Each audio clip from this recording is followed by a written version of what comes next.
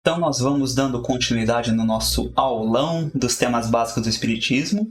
E se por um acaso você entrou nesse vídeo agora e não tem noção do que eu estou falando, acessa o link que vai estar embaixo na playlist para poder assistir o vídeo anterior que a gente está tratando dos temas básicos do Espiritismo, que a gente acha mais importantes apresentar. Não estamos aprofundando, mas a gente está jogando os assuntos de maneira estruturada e apresentando algumas definições. O vídeo anterior teve, salvo engano, 1h18, e eu achei interessante fazer um recorte para a gente poder continuar agora já até numa nova perspectiva, que vamos entrando desde já. No vídeo anterior, tratamos sobre o assunto perispírito. Perispírito considerado aí no estágio, na frequência espiritual, em oposição ao nível físico material que a gente conhece. Isso é fundamental para a gente chegar no assunto mediunidade. Então, acho que a primeira coisa, mediunidade é uma possibilidade de quem está encarnado captar questões e informações da espiritualidade. E isso independe da religião. Não importa se é espírita, se é umbandista, se é do candomblé. Não importa. A mediunidade ela é uma possibilidade do corpo físico que é acentuada em algumas pessoas por questões também fisiológicas. Então, a mediunidade ela é uma faculdade. Ela não é algo que o Espiritismo tem para si. E a gente não pode cair no erro de achar que tudo o que é mediúnico é espírita. Isso não pode acontecer. A gente não pode se deslizar, a gente não pode deslizar nisso, se equivocar. Cada corrente espiritual, cada religião, vai apresentar o mundo espiritual ou as questões espirituais de determinada forma. E no vídeo anterior a gente falou que cada pessoa enxerga a determinada distância ou frequência.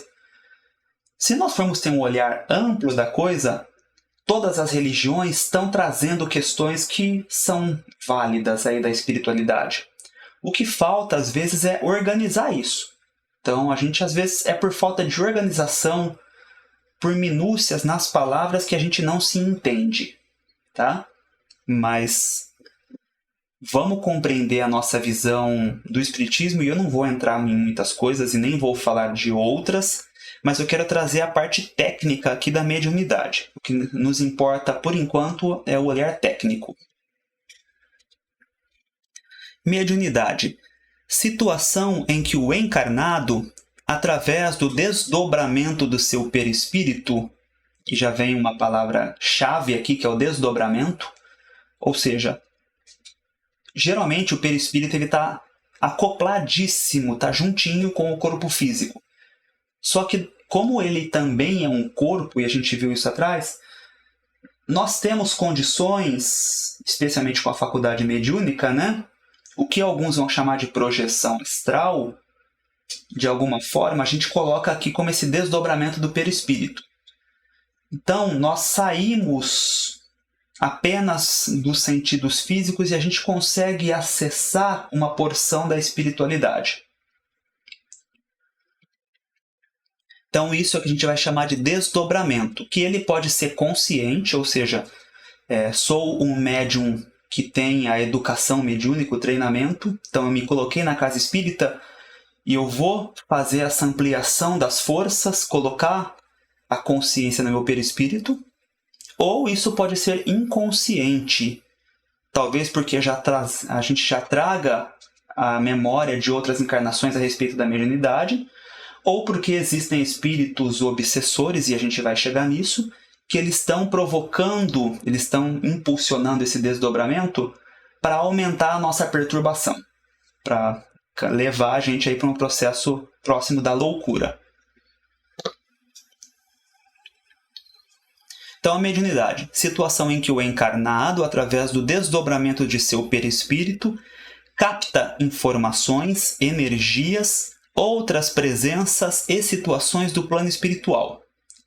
Então, a gente deixa de estar com os sentidos apenas no físico e consegue manifestar alguns sentidos e algumas energias, sentir sensações da questão espiritual. Então aqui, o autor vai falar um pouquinho do perispírito, uma definição do Livro dos Médiuns, e aí a gente vai entender um pouco como que a mediunidade acontece. O perispírito é como o fio elétrico condutor, que serve para a recepção, receber, e transmissão do pensamento. Desempenha grande papel na economia orgânica, nos fenômenos fisiológicos e patológicos. Vamos facilitar esse final? Modelo organizador biológico. Ele que diz respeito ao corpo físico, a gente já viu isso. Ele influencia na saúde e no estado do corpo físico. Vamos ficar com a primeira parte aqui como se fosse o fio elétrico, que envia e recebe pensamento e também energias. Vamos além só do pensamento. Ideias, energias, emoções, sensações. Pode-se dizer que o corpo recebe a impressão. Então, vamos fazer o olhar inverso, começando pelo corpo. A gente recebe no sentido, o perispírito transmite e o espírito recebe por último e processa no nível inteligente profundo. E a via inversa também acontece. Como a gente falava, é sempre um trânsito entre os corpos.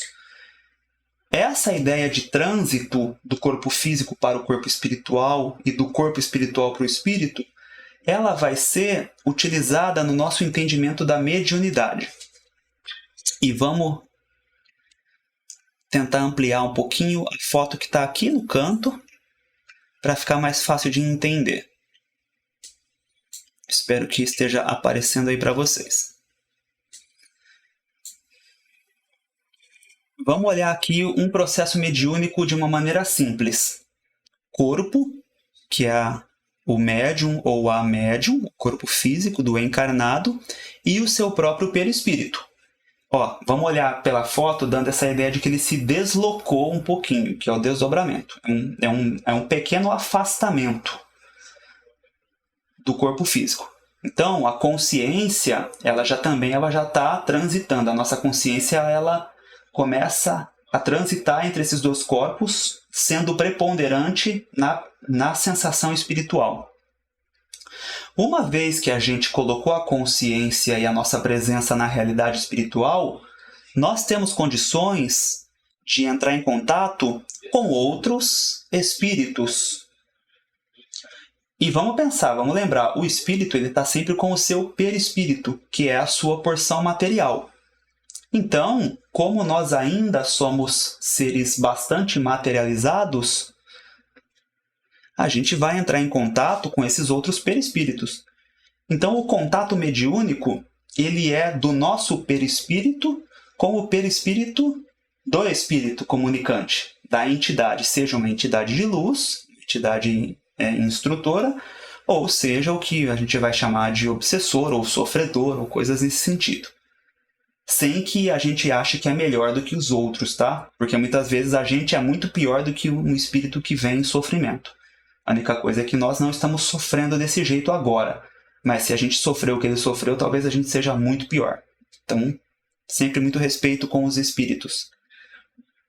Mas nesse olhar técnico, então a gente vai ter perispírito com perispírito, o nosso com o da entidade, e o perispírito faz chegar no corpo físico aquilo que foi conectado com ele.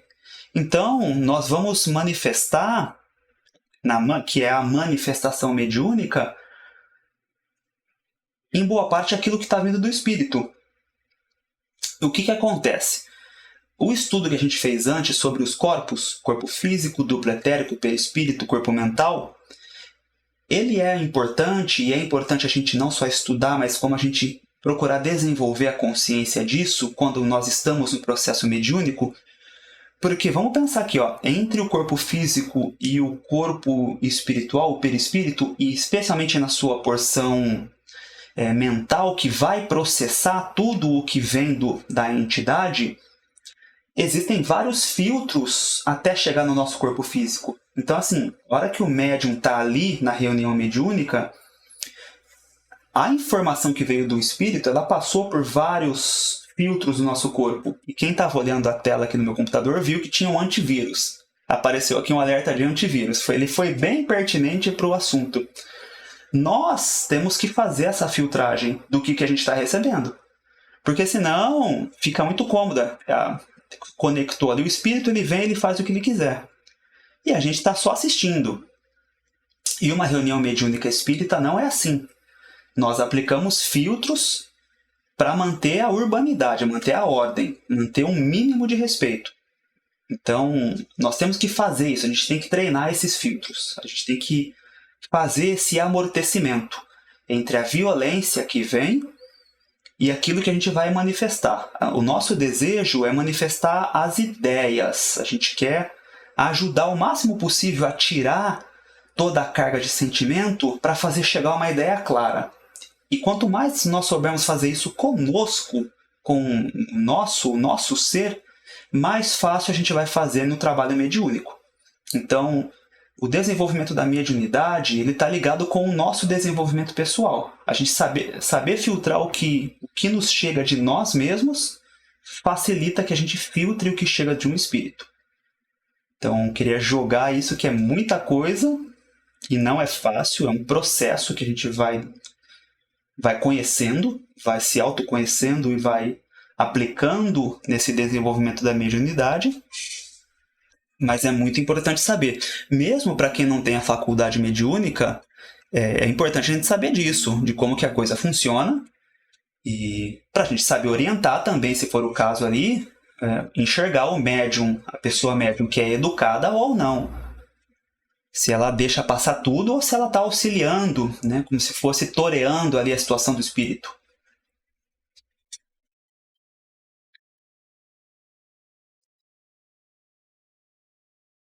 Ligando então o assunto mediunidade, nós vamos para o tema chamado obsessão. Então, geralmente a gente pensa obsessão, a gente coloca, né, quem está aqui é vítima e o espírito é o algoz. Mas lembra que a gente falou da lei de causa e efeito? O que a gente faz, a gente colhe. A obsessão é uma das colheitas.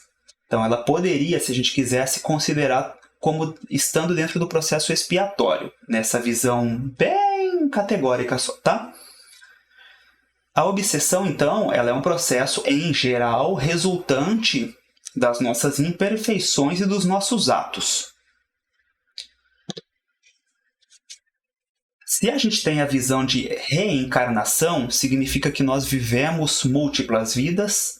E se hoje nós já fazemos tantas coisas que chateiam as pessoas e eventualmente ferem, e às vezes a gente comete realmente atos ilícitos, imorais e asquerosos, vamos chamar assim, vamos pensar nas encarnações anteriores o que a gente já não pode ter feito.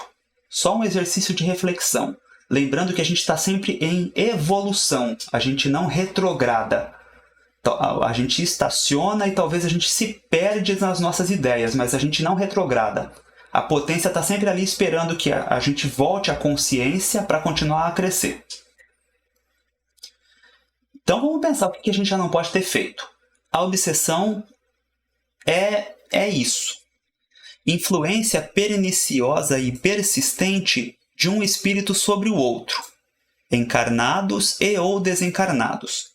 Vamos na primeira parte aqui, influência perniciosa e persistente de um espírito sobre o outro. Por que o espírito está perseguindo a pessoa? Em geral é porque existe um litígio que se arrasta por encarnações. Às vezes é de uma, mas tem situações que elas vão se arrastando e as pessoas não conseguem se harmonizar. E aí tem um conflito, faz alguma coisa, tem um conflito, faz alguma coisa, e a gente vai numa roda de conflitos. A obsessão é simplesmente o seguinte, ao invés de a gente estar em duas pessoas encarnadas, nesse primeiro olhar, tá? Tem um espírito, mas é a mesma inteligência, é o mesmo sentimento e o embate continua acontecendo. Então, na visão mais clássica, a obsessão é essa influência de um espírito sobre o encarnado. Só que a gente também vai encontrar o processo obsessivo seja de um encarnado para um desencarnado, ou seja, entre encarnados ou entre espíritos aqui. Independentemente de a gente estar no corpo ou não, nós temos o nosso poder mental, nosso poder de irradiação, o nosso pensamento e as nossas energias transitam pelo fluido cósmico e chegam até outro espírito, ou até outro encarnado. Isso acontece. Então o que a gente pensa, o que a gente irradia, chega. E isso pode chegar como um desejo de bem, de harmonia, e aí a gente soma, né? A gente cresce. Ou isso pode chegar como uma força destrutiva. E aí nós somos os obsessores. E a internet que o diga, o quanto que a gente está vendo de obsessores encarnados nas redes sociais. Então a gente não pode ficar preso apenas nos espíritos. Se a gente quer ter esse olhar espírita de crescimento individual, a gente tem que olhar de quem que a gente é obsessor, né? De quais situações, pessoas, o que a gente faz que nós usamos o nosso poder para maltratar, para ferir, ou para diminuir, para magoar as pessoas, ou mesmo quem já desencarnou. Então vamos olhar quando que a gente é obsessor. E a gente é muitas e muitas vezes e tem que ter esse olhar honesto. Mas voltando aqui para a nossa visão do espírito obsidiando o encarnado, vamos olhar aqui as possibilidades. Apresenta caracteres muito diversos, desde a simples influência moral, sem perceptíveis sinais exteriores, até a perturbação completa do organismo e das faculdades mentais. Ou seja, pode ser uma influência no campo do comportamento, das atitudes, então seja... a gente pode pensar em muita coisa. A gente pode pensar em condutas, agressões verbais. A gente pode pensar em atos como uma vontade de, se eu pegar aquilo, né, praticar um pequeno delito, ali, um furto, que seja alguma vontade que é acentuada. E em nós já tem em germen, mas com uma outra pressão, ela vem e dá um empurrãozinho que a gente já queria. No fundo, ela só deu uma força do que a gente já queria fazer. Mas tem coisas também que assim, a gente sabe dentro de nós, fala, nossa, eu não quero mais isso, eu não quero. Aí o processo obsessivo, ele vai e fala, não, você quer sim, vamos lá, é possível, faz, vai ser bom, vai ser gostoso. E aí a gente cede a essa voz que vem nos envolver. Então a gente não conseguiu filtrar essa pressão que chegou. Mas o que a gente pode ter também, e aí são processos mais complexos, é quando se instalam questões obsessivas que começam a desajustar o corpo, o equilíbrio orgânico mesmo, orgânico e mental. Então, o que a gente falava dos chakras organizados. Se a gente está com o chakra organizado, nós temos bem-estar. Em geral, o corpo físico está produzindo ali os hormônios que vão auxiliar no bem-estar. Existem espíritos que, assim como a gente procura organizar e alinhar, equilibrar os chakras, os espíritos que são treinados nesse processo obsessivo, eles vão atuar, por exemplo, para desorganizar as energias dos chakras. Então, eles vão começar a fazer irradiações. Se é no campo sexual, por exemplo, eles vão começar a irradiar muitas coisas para perturbar completamente. E talvez para, vamos supor, fazer aflorar um desejo de traição. Ou para tentar inibir questões orgânicas ali e atrapalhar a saúde, né, do órgão, do corpo. E isso vale para o corpo como um todo, inclusive no nosso campo mental, com perturbações que são projetadas, que são aguçadas. Tudo na obsessão a gente já traz em germen. O que eles fazem, eles jogam água. Vamos pensar na ideia da semente para crescer a plantinha. Eles acentuam questões que já existem. Então, da mesma forma que a gente sabe que todo mundo tem o seu potencial de luz, eles sabem que nós ainda temos a nossa grande porção de sombras. E eles entram pelas nossas sombras. Então, nós vamos ouvir muito falar nas brechas. Fulano deu brecha. como assim? Olha, fez tal coisa e por isso que está sendo obsidiado. Eu não gosto de falar que fulano, que pessoa deu brecha. Eu tenho uma visão de que nós trazemos as brechas, porque a gente ainda está no processo evolutivo. Então, nós temos essas sombras que são a passagem para eles, o ponto de contato. O grande X é o seguinte: eu estou fazendo um esforço sincero de renovação e de melhoria? Se eu estou fazendo, assim, a brecha existe, mas eu estou colocando um filtro. Eu estou tentando ativar o antivírus. E se eu estou num processo de fraternidade, de oração, além de eu colocar o meu próprio filtro, eu atraio a companhia de espíritos benfeitores, amigos espirituais, que vão nos ajudar também a instalar esses filtros conforme as nossas possibilidades, os nossos merecimentos, a nossa devoção, inclusive. Então eles vão auxiliar. A gente vai ter um suporte aí no antivírus. Então a oração e a fé, elas chamam o suporte. E aí no livro, salvo engano, no livro dos médiuns, o Kardec coloca que a melhor forma de você afastar a presença dos maus espíritos é atraindo a companhia dos bons espíritos. E de que forma a gente atrai a companhia dos bons espíritos? Com bons pensamentos, com desejo do bem, tornando, tendo aí um campo vibratório afetivo, amoroso, que a gente construa uma rede entre pessoas encarnadas e entre esses espíritos benfeitores. Então, a companhia deles também é mais mais esse suporte. E aí algumas imagens, mais para dar esse choque visual. Algumas aqui, vamos supor, essa primeira tocando na situação física e o que poderia, por exemplo, levar num estado do encarnado de síndrome de pânico, por exemplo. Imagina um cenário desse, essa primeira imagem acontecendo.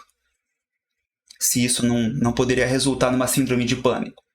Então, muitas questões do corpo físico, elas têm raízes espirituais, seja do processo obsessivo, seja do nosso próprio processo mental, criações ou fixações mentais que disparam esses gatilhos no corpo físico. Então, a gente não pode também jogar tudo nos outros espíritos além de nós. Então, algumas imagens aqui. Essa aqui nos dá essa última imagem nos dá a noção, por exemplo, da irradiação, e a energia estaria transitando, embora aqui esteja tudo sem definição, mas tudo isso seria o fluido cósmico.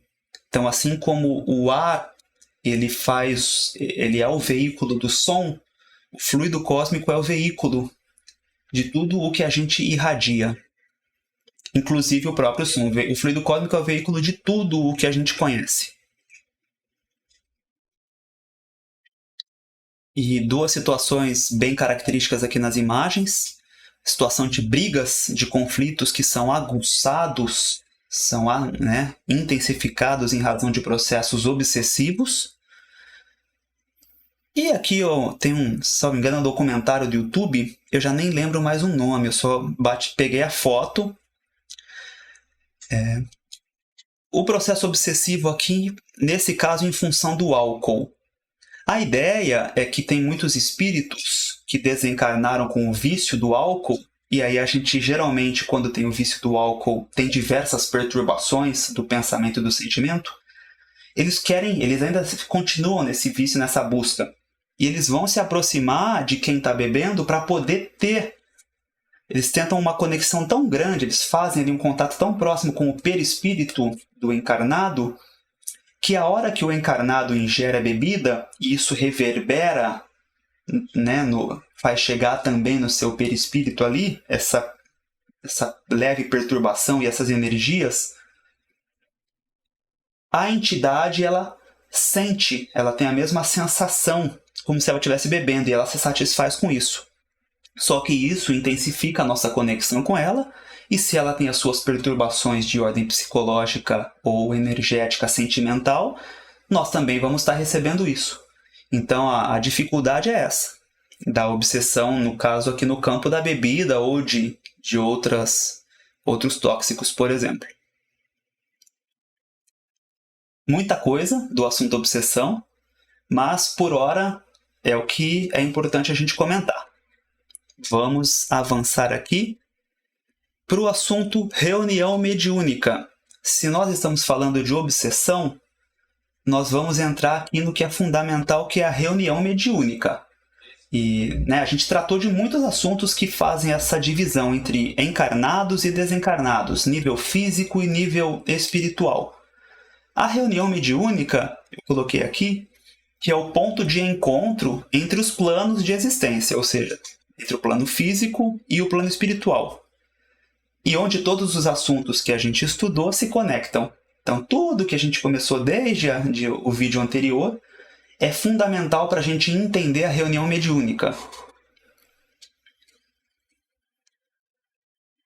Eu já estou trazendo aqui, passando para a reunião mediúnica, na ideia da desobsessão, para a gente fazer a conexão com o assunto anterior. Fica mais fácil a gente olhar a imagem aqui. Nós temos aqui os encarnados. Tem aqui a situação da médium de blusa azul, com a entidade conectada ali na situação do perispírito dela, embora não esteja bem claro, mas a gente sabe que essa conexão se dá entre o perispírito dela e a entidade, que está ali em sofrimento, e ela está recebendo essas energias que passam pelos filtros do perispírito dela, pelo filtro cognitivo, emocional e do perispírito, e ela traz no nível físico aquilo que é uma manifestação espiritual. A pessoa aqui do lado a gente chama de dialogador, que é quem se coloca para conversar com o espírito que está se manifestando pela médium. Então, o dialogador é um encarnado que conversa com a pessoa, no caso a médium, encarnada, mas que na verdade ela está fazendo essa ponte com a entidade. Então isso é um diálogo. E aqui a presença dos benfeitores espirituais, inspirando, por exemplo, o dialogador a ter esse contato com o espírito. E que é geralmente essa foto aqui mostrando o trabalho que se dá em mesa. E hoje tem casas que usam mesa, tem casas que não usam. Não é a mesa e nem a mesa branca que vai dizer a respeito do trabalho mediúnico, tá? Mas é uma forma de ilustrar um pouquinho do que é a desobsessão. Então, o espírito que estava ali, naquele processo de perturbação interior dele, é uma perturbação dele que se reflete e se direciona a alguém ou a grupos. Ele é trazido para passar pelos filtros do aparelho mediúnico, da médium, para ter esse contato também com as energias e com as ideias apresentadas pela pessoa que faz o diálogo. E isso tudo tem um choque, dá um choque muito grande dentro do espírito. Então, ele sozinho, em geral, não tem condições de alcançar essa mudança. E a reunião mediúnica favorece esse choque de ideias, energias e emoções. Então, esse é o grande ponto. E é mais fácil para a gente, que é encarnado, favorecer esse contato com os espíritos, porque as nossas energias são mais parecidas com eles do que a distância que existe com os amigos espirituais. Então, os degraus vibratórios são muito distantes. Então, para a gente, acaba sendo mais fácil porque nós somos muito parecidos nas nossas energias ali, grosseiras ainda. E é um super, super aprendizado para a gente. Nós ouvimos os espíritos e aprendemos sobre nós. Os dramas deles dizem muito sobre a gente. Então, tem a reunião mediúnica, especialmente o trabalho de desobsessão, ele vai ter muito esse caráter de... Parece que é uma ajuda para o espírito, mas no fundo é um alerta para a gente. E aqui eu fiz um adendo sobre demais trabalhos realizados na casa espírita. Além da desobsessão, quer dizer, né? Procuramos na reunião mediúnica harmonizar todos os elementos, corpos e situações possíveis. Então, tudo que a gente falou antes.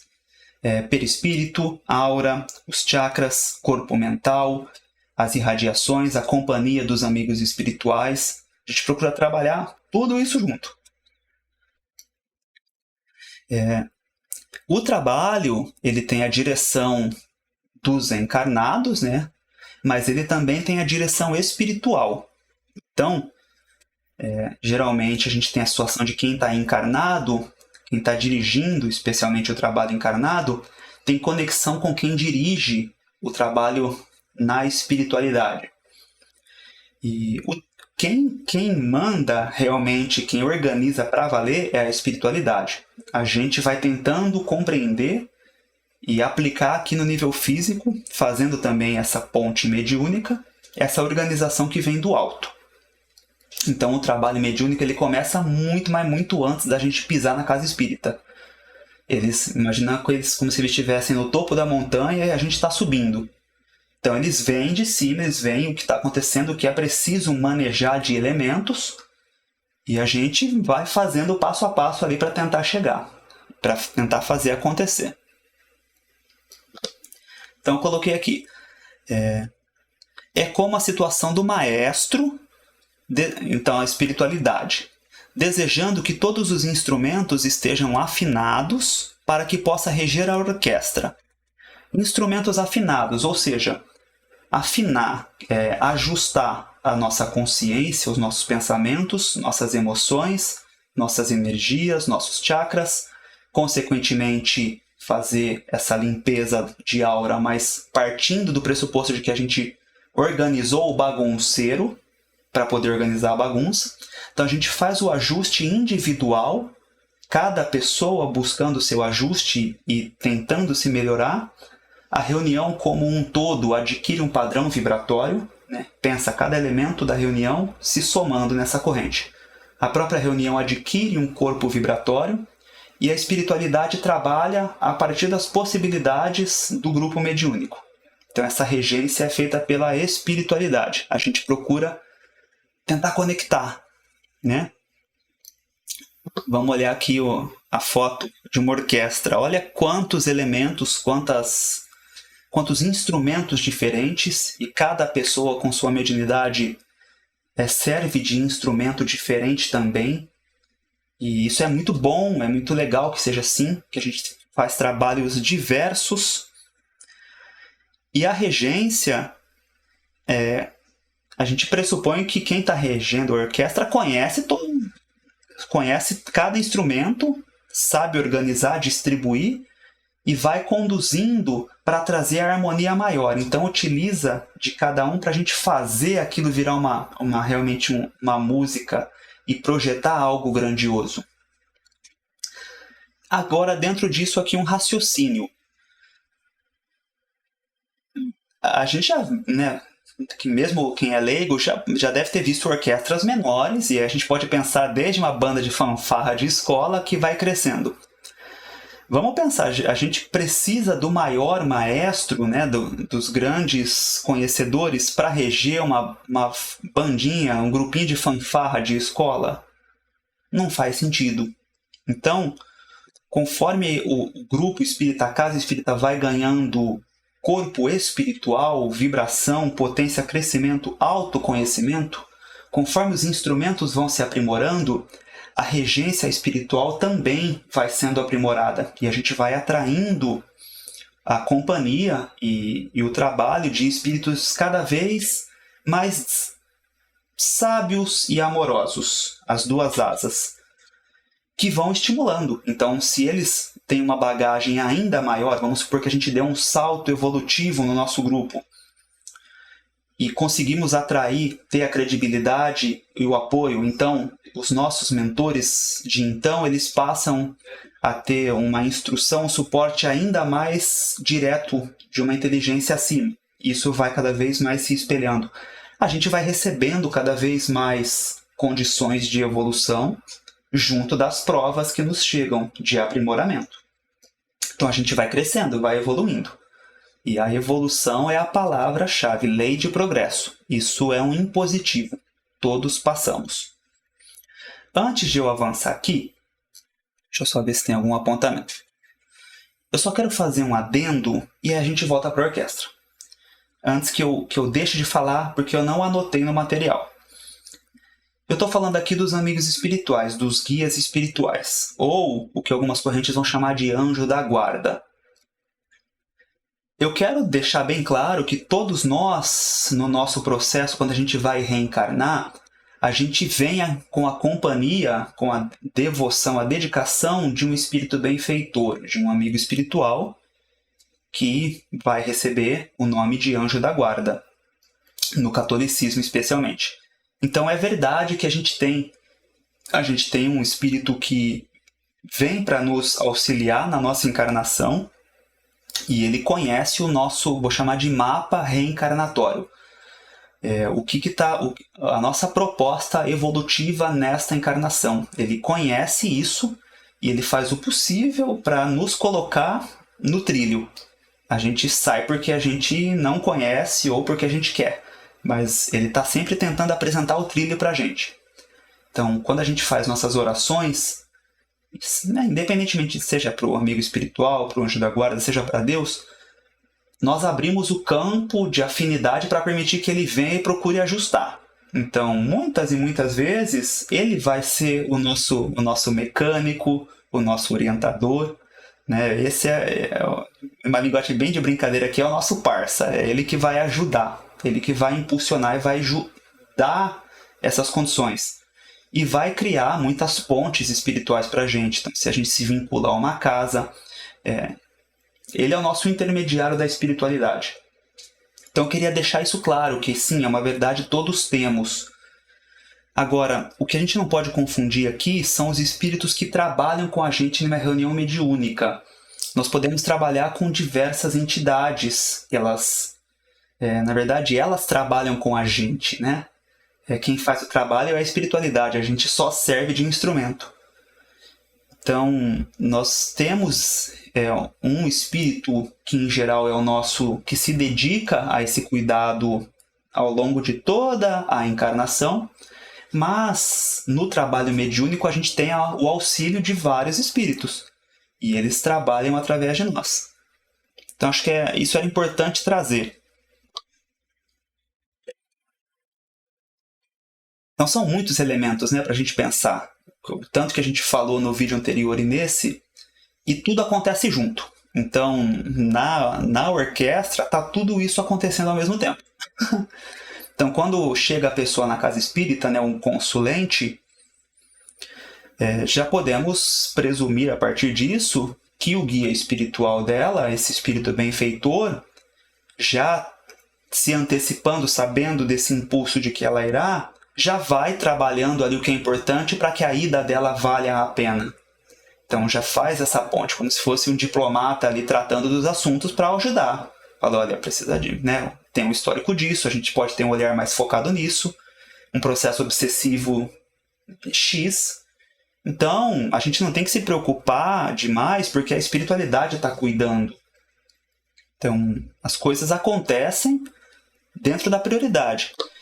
E, inclusive, os trabalhos desobsessivos de uma casa, a regência é espiritual. Então, se tiver uma necessidade muito grande, vamos supor que tem um instrumento aqui que está quebrado, que está muito ruim, que tem que arrumar. A espiritualidade vai priorizar o que tem que arrumar. Porque a gente quer manter a harmonia. Então, a gente vai no que está deficiente.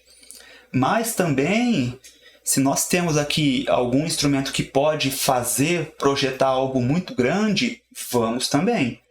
Então é sempre o olhar de ajudar quem está com a dificuldade, mas de impulsionar quem já está com a facilidade, quem já está com a luz. Isso está sempre acontecendo junto.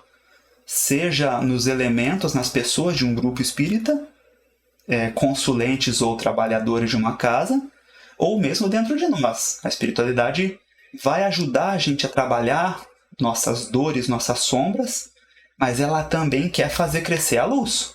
E isso tem que acontecer junto.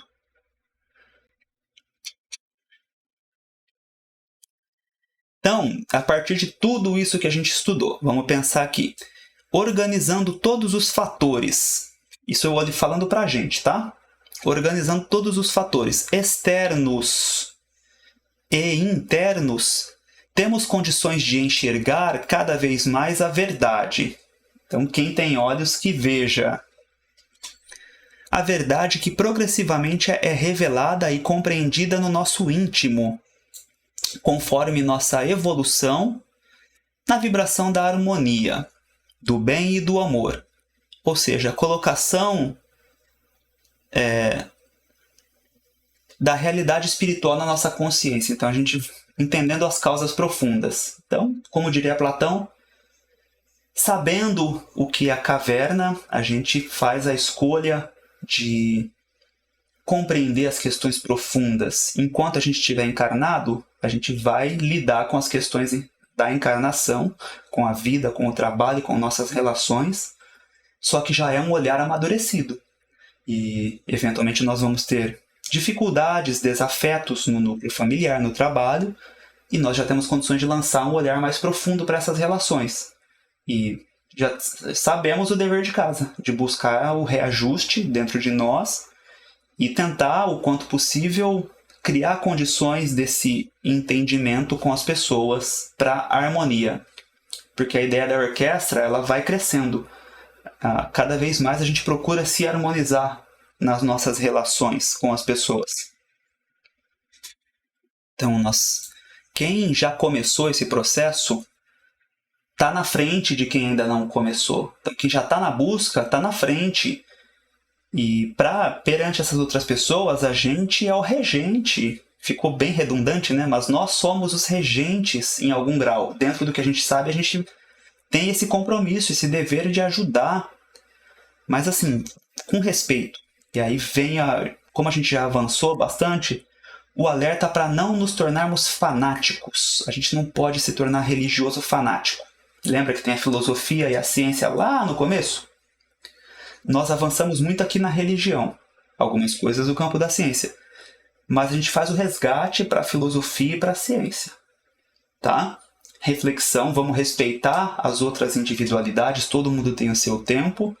E para algumas pessoas o melhor caminho não vai ser o espiritismo, talvez elas vão conseguir se desenvolver mais em outra caminhada.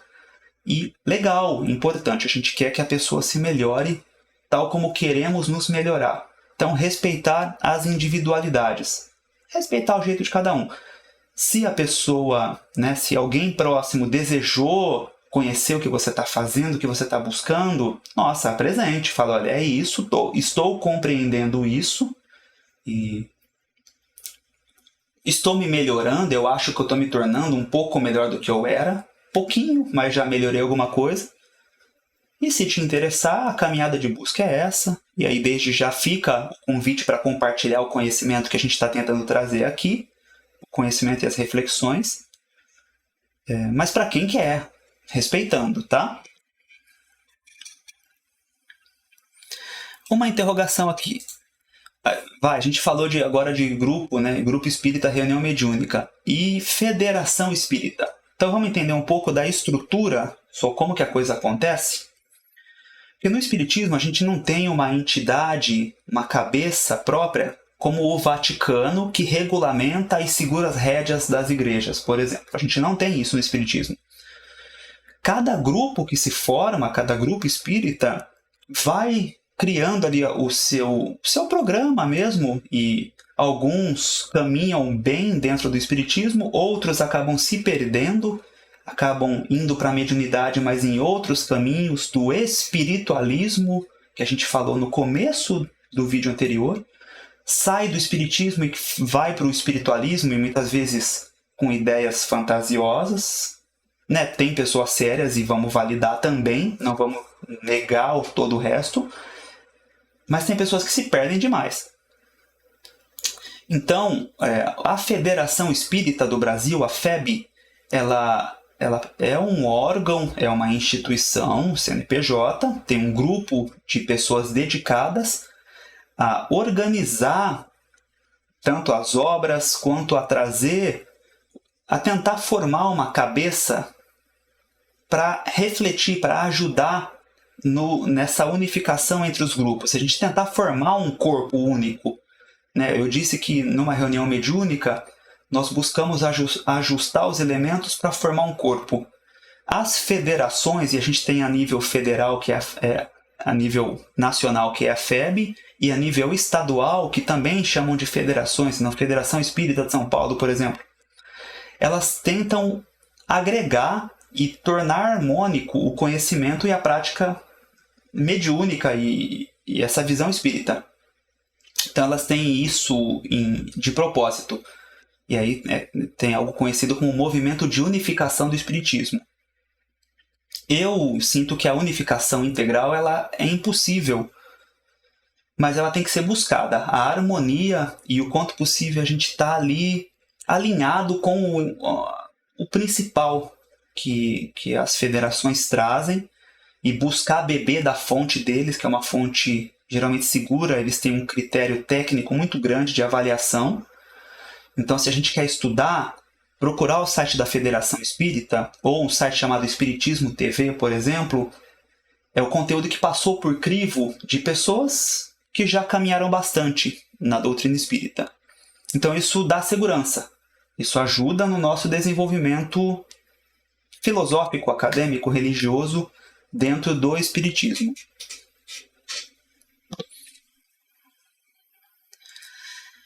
Então, falamos de vários e vários assuntos e dissemos lá no começo que a ideia é a purificação espiritual. Então, adquirir a plenitude das asas da sabedoria e do amor, de forma que a gente se purifica nos nossos pensamentos, nos nossos impulsos, a gente espiritualiza tudo com amor. Então, a gente acaba sendo um todo de corpo físico ou espiritual, então matéria, energia e amor e sabedoria. Então se converte em um todo que está sempre operando nisso, o amor com sabedoria. E fraternidade, consequentemente, ajuda ao próximo. Para isso, que geralmente é um caminho que vai sendo trilhado ao longo de muitas encarnações, mas a gente tem momentos em que essa busca se intensifica, e aí eu me refiro aos buscadores espirituais. Nós vamos fazendo, embora encarnados, a gente como se fosse desmaterializando, a nossa consciência ela já não está apenas preocupada com as questões materiais. Esse estado de consciência que a gente busca alcançar, que está muito além do que a gente consegue compreender, as correntes espirituais vão chamar de formas diversas. O espiritismo vai chamar de purificação, ou se tornar ali o estado do espírito puro.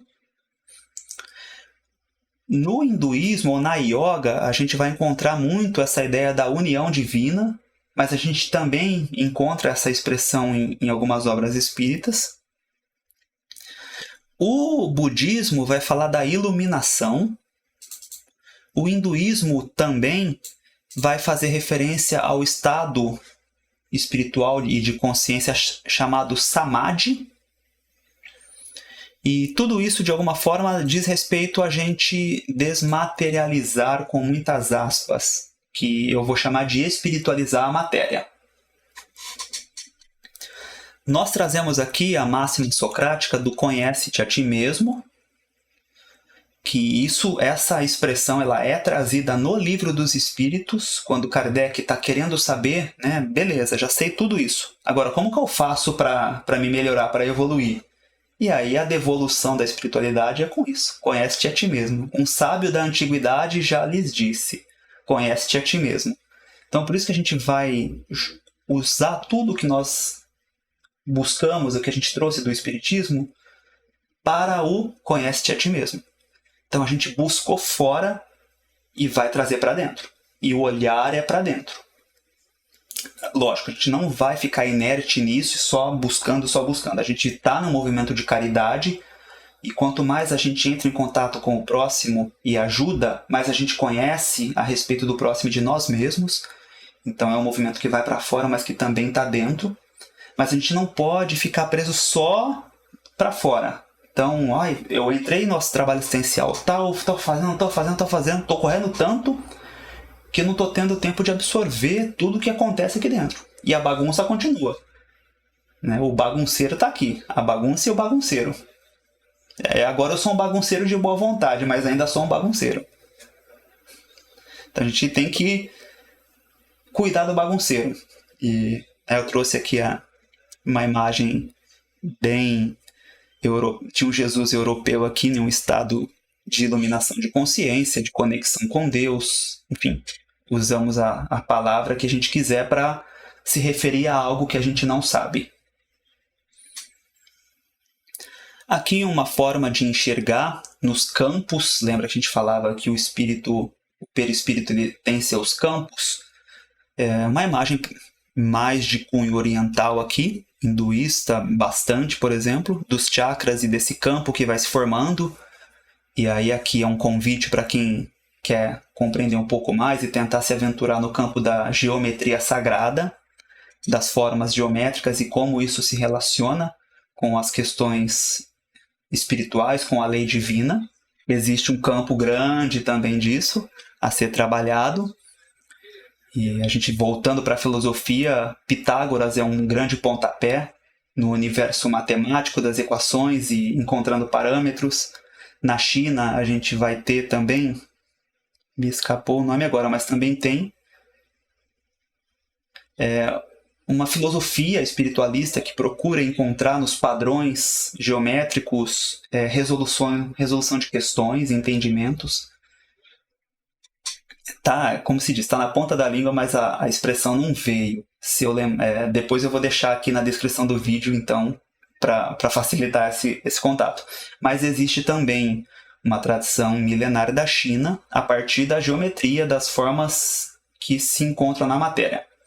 Sabendo que Deus como a gente colocou, se expressa na matéria pelo fluido cósmico. Então, embora ele seja inteligível para a gente não tenha condições ainda, ele vai dando pistas a respeito da existência em tudo.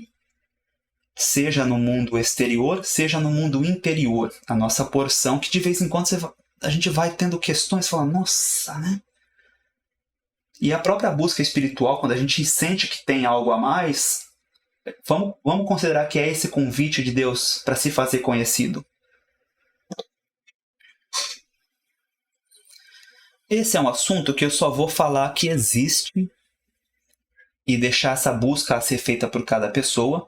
Mas aqui, o Livro dos Espíritos, ele na parte, se não me engano, terceira, isso a confirmar, ele tem quando fala das leis morais, ou seja, tudo o que Kardec foi perguntando lá para trás, ok, como a gente disse, maravilha. Agora eu quero, como que eu vou fazer, como que eu vou utilizar tudo isso para me melhorar? Então, o Kardec começou a traçar, a fazer as perguntas e a receber ali as orientações no desenvolvimento de leis morais, ou seja, o que é importante nós sabermos para cuidar do bagunceiro? Como que o bagunceiro vai melhorar? Como que a gente vai adquirir a nossa evolução? E aí o Livro dos Espíritos apresenta as leis morais. O que eu estou trazendo, que é um assunto que está bem em alta atualmente, é a questão do cérebro triuno. Isso não está em Kardec, isso está numa obra do Espírito André Luiz, pelo Chico, o livro No Mundo Maior, capítulos 3 e 4. O cérebro triuno, que rendeu um estudo de 3 médicos encarnados, Décio Iandoli, Irvênia Prada e Sérgio Lopes, que escreveram um livro em cima de 2 capítulos do Chico Xavier, do André Luiz pelo Chico. E um livro de mais ou menos 600 páginas, com critério científico profundo, para entender o que o André Luiz chamou de cérebro triuno, ou 3 porções do encéfalo e do cérebro, que elas representam estágios evolutivos do nosso ser. E aí, para quem gosta, já ouviu falar dos reptilianos, a gente tem uma porção do encéfalo que se liga às nossas questões mais primitivas. Nós temos uma porção do cérebro que ela diz respeito ao nosso estágio atual e é uma porção que eu vou trazer na foto, fica melhor de entender, porque eu não sou da área médica. E nós temos uma outra porção, a porção frontal, que ela é o estágio que a gente está buscando acessar, e é onde estaria aí a consciência elevada. Coloca-se como 3 andares da casa mental, ligados no corpo físico. Então lembra que a gente falou que o próprio espírito e o perispírito eles chegam no corpo físico? O nosso cérebro processa isso, ele recebe essas informações e existem estruturas cerebrais preparadas para cada manifestação, desde aquilo que está no passado, o primeiro andar da casa mental, aquilo que nossas heranças, aquilo que estamos desenvolvendo e que nos liga ao atual, e aquilo que a gente tem como busca, como meta, como ideias sublimes, que é o terceiro andar da casa mental. No livro Cérebro Triuno, a serviço do espírito, dos 3 médicos que eu mencionei, o médico Sérgio Lopes, ele fez uma ponte entre esse assunto do cérebro com as leis morais lá do Kardec. E ele viu que é possível a gente fazer uma conexão dessas leis também em uma progressão da evolução. Então, coisas que a gente tem coisas basilares a serem trabalhadas, até para organizar o nosso ser mais primitivo ali, para ajudar a gente a lidar com isso. Coisas da nossa encarnação, então vamos pensar de uma humanidade, de uma sociedade, e aí a gente entra aqui com lei do trabalho, lei de sociedade, e questões mais sublimes, então adoração e perfeição moral, justiça, amor e caridade. No nosso primeiro estágio, que a gente vai pensar no primitivo, e são realmente a parte dos impulsos de conservação e reprodução, mas também sabendo da lei de destruição que o Livro dos Espíritos vai trazer. Então, eu brinquei no vídeo anterior que tudo o que nasce já está morrendo, porque justamente por causa da lei de destruição. Então, eu queria já apresentar a conexão desses assuntos, cérebro triuno com as leis morais. Então, quando a gente for fazer a leitura das leis morais lá no Livro dos Espíritos e no Evangelho segundo o Espiritismo, que ele abre mais o assunto, ele traz mais coisas ainda sobre as leis morais, é importante a gente saber que existe esse assunto do cérebro triuno, que eu já quero deixar de conteúdo a ser pesquisado mais para frente. Tá? Primeiro a gente tem que compreender bem o resto, mas é legal saber que isso existe, o cérebro triuno. Isso é uma informação muito boa na nossa busca. E aqui, quando a gente está falando de cérebro triuno, nós podemos fazer inúmeras conexões. Então, no campo da psicologia, poderia, nesses 3 estágios progressivos, poderia ser o id, o ego e o superego. Se nós formos usar o vocabulário da língua portuguesa aqui, né, nas tratativas, pode ser o eu, o tu, a relação com o eu, né, íntimo, próprio meu, a relação com o outro, que é o tu, e o ele, a gente projetando para Deus. E eu vou dizer que essa relação com a língua portuguesa eu não vi em lugar nenhum, mas eu carrego ela comigo há bastante tempo. E quando eu vi o assunto cérebro triuno, novamente eu encaixei isso, que nós temos que harmonizar o eu, a relação com o outro e a nossa relação com Deus. E o cérebro triuno, de alguma forma, nos apresenta isso também. E vai ter muitos e muitos desdobramentos. Então, quero deixar o tema lançado para saber que existe e que a gente se dedica nisso. E no grupo que eu integro, nos trabalhos que, quando estão a meu cargo, eu tenho esse olhar também terapêutico. Então, quando a gente vai fazer o trabalho no auxílio das energias, dos chakras, de aura, seja o que for, quando a gente vai trabalhar no campo de energia, conhecendo um pouco disso, ou mais, se possível, nós já lançamos outros olhares. E a própria vibração que a gente transmite durante o trabalho a ser feito ali com a doação de energias, o impulso de energias, é uma doação que ela já é mais conectada com as leis morais, de tentar ajudar, levar bons pensamentos e sentimentos para o bagunceiro, que somos todos nós, todos somos. Mas para a pessoa que está ali, para o consulente, para que a partir disso ela tenha ideias e renovações no sentimento e ela mesma dê permanência, ela continue esse processo de organização.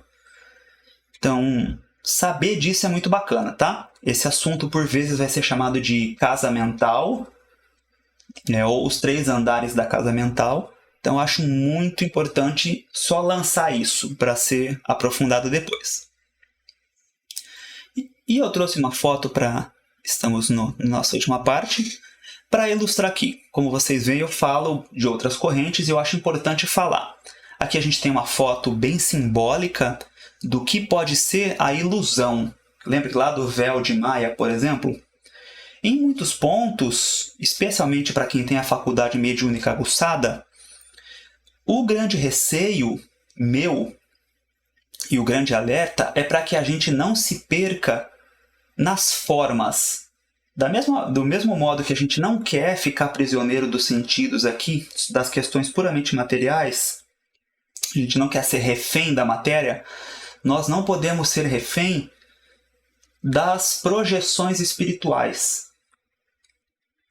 Por isso que eu falo, o cuidado para a gente não cair só no espiritualismo, porque muitas vezes vai ter uns devaneios de pessoas, não vou dar nome nenhum, nem posso, mas tem muita doutrina ou muitos pensamentos que eles são devaneios e as pessoas criam em cima disso e trabalham em cima disso. E não leva a lugar nenhum. Não leva a um processo de purificação, só bagunça mais a cabeça. Então, se já era bagunçado, piora. E eu não quero que a gente caia nisso. A gente não pode. Então, essa imagem aqui de Buda, né, atingindo, alcançando, manifestando o estado de iluminação, a gente pressupõe que ele já lidou com o nível físico, ele já teve o controle dos impulsos, já ajustou as suas contas perante a lei de causa e efeitos, perante o karma, como quiser chamar. Então já quitou seus débitos, já não precisa mais expiar, já passou pelas provações. E no nível do perispírito também, ele já conseguiu diluir as ilusões. E as ilusões e as criações da própria mente, os nossos devaneios e tudo o que chega ao redor. E ele conseguiu colocar a consciência no 3º andar da casa mental, a ponto de manifestar a sua plenitude ali e transitar entre o 2º e o 1º andar da casa mental, ou seja, entre o nível físico e o inconsciente profundo. E está tudo bem organizado, está tudo direcionado para Deus, numa conexão profunda. Então, a iluminação que eu quero trazer nesse caso é isso. É a integração dos 3 andares da casa mental, sendo que a gente já tem condições de, a partir do 3º andar, de irrigar e de envolver os andares anteriores e não joga nada fora. Então a gente não vai jogar fora o nosso passado, a gente não vai jogar fora quem a gente é. A gente integra tudo isso e descobre um novo ser. Então, eu usei a palavra inconsciente mais profundo, que do quanto me foi possível estudar, e aí até com o apoio na Joana de Ângeles, o inconsciente profundo, ele tem raízes nas memórias no 1º andar da casa mental, que são as questões para a gente trabalhar. São as questões que a gente traz dos nossos automatismos e estão aí para a gente desenvolver e sublimar. Então, aquela foto de Buda em iluminação é para deixar esse convite. E o que eu trouxe aqui, a frase cristã que remete a isso, é não nos deixeis cair em tentação. Tentação é a palavra que a gente conhece no cristianismo, só que se a gente jogar essa palavra nessa imagem, tudo isso está perfeito também. Que, né, como eu disse, a gente gosta dos devaneios, a gente gosta de algumas coisas que são as tentações. Então pode ser no campo do medo, enfim, a imagem fala por si, as possibilidades aqui. Faltou, por exemplo, aqui uma questão de sensualidade, que é uma tentação, mas é tudo isso que vem nos desafiar, a desafiar o nosso caminhar. E a gente não nega nada. Está aqui projetado, é uma realidade exterior, a gente olha, a gente sabe que isso está lá, mas a gente não se deixa afetar, não se perturba por isso.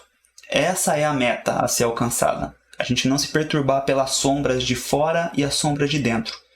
a gente acolhe as sombras de dentro e a partir disso a gente olha as sombras de fora e entende o que é aquilo e deixa de não tem mais oposição. Aquilo, ok, eu estou aqui na minha caminhada e o quanto possível eu estou irradiando, estou fluindo, eu estou buscando e eu estou trabalhando para despertar outras consciências. Então, foi o trabalho de Buda, o trabalho de Jesus, e é o nosso trabalho despertar a nossa consciência aqui ainda na encarnação e viver a encarnação consciente da espiritualidade que começa em nós e ajudar o quanto possível as consciências, cada qual no seu caminho. Se a gente puder oferecer recursos para a pessoa na caminhada dela, então a gente muda as palavras, sabe? Não importa, eu não estou preocupado com a palavra. Estou preocupado com a mensagem fazer sentido e ajudar a se transformar em algo melhor. Então, nós temos que desenvolver essa sabedoria para a gente não ficar preso no aspecto religioso. Não, vamos jogar, qual que é a palavra, o que isso... Sem perder o sentido, mas a gente consegue adequar e ajudar? A gente faz isso. Se depois a pessoa se interessa e fala, nossa, de onde veio isso? Aí você explica, fala, olha, isso aqui, na verdade, aí você faz a ponte para aquilo que tem todo um corpo seguro dentro da doutrina. Mas nós estamos aqui para ajudar.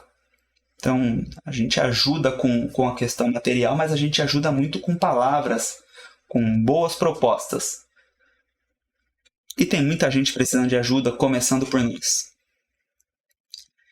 Então, a última imagem aqui, ficando o convite para a meditação, que nós temos as práticas gravadas e disponibilizadas no canal. Agora nós gravamos bem poucas. A gente gravou muitas durante a pandemia. Boa parte do trabalho do grupo girou por meditação. E as nossas meditações, elas partem de todos esses assuntos que a gente conversou. Então, quando eu me coloco para canalizar, para receber uma meditação, tudo o que a gente estudou nesses 2 vídeos, e esse já deu 1 hora e 7 minutos, todo esse conhecimento, junto com o quanto eu estou tentando me aperfeiçoar, ele é compilado em uma meditação. Então, a meditação ela traz esse conhecimento e a mais para um momento em que a gente busca melhorar um pouquinho. Então, tentar aperfeiçoar o bagunceiro.